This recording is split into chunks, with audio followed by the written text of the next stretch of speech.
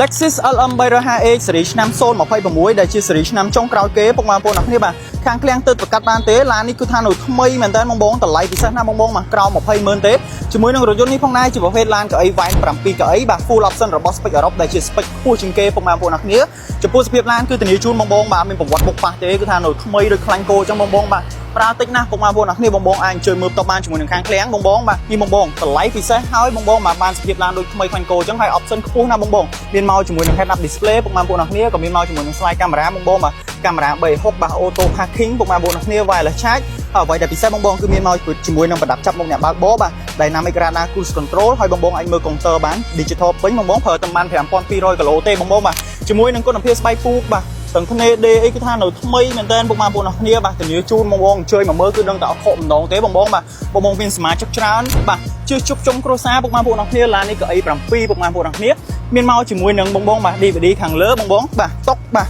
ហើយ DVD អាចបញ្ជាបានជាមួយនឹងបាទ tele បាទដែលអាចបញ្ជាបានផងដែរជាមួយនឹងកៅអី massage ក៏ដូចជាបងប្អូនបាទភ្លើងនិង media system ផ្សេងៗពុកម៉ែបងប្អូនអរគ្នាបាទទំនើបមែនតើពុកម៉ែបងប្អូនអរគ្នាបានទាំងភាពឯកជនភាពក៏ដូចជាបាទភាពស៊ីវិល័យហើយ LM អត់ភ្លេចទេបងប្អូនបាទវាបឺតអូតូក៏មានដែរពុកម៉ែបងប្អូនអរគ្នាបាទបងប្អូនស្វែងរកប្រភេទ Lexus LM បាទបងប្អូនអាចអញ្ជើញមើលតបានបាទជាមួយនឹងរថយន្តនេះបងប្អូនជាប្រភេទម៉ាស៊ីន hybrid ប្រើជាមួយនឹងបាទម៉ាស៊ីនប្រអប់លេខ CVT បានទាំងស្ទុះបានទាំងការសំចៃបងប្អូន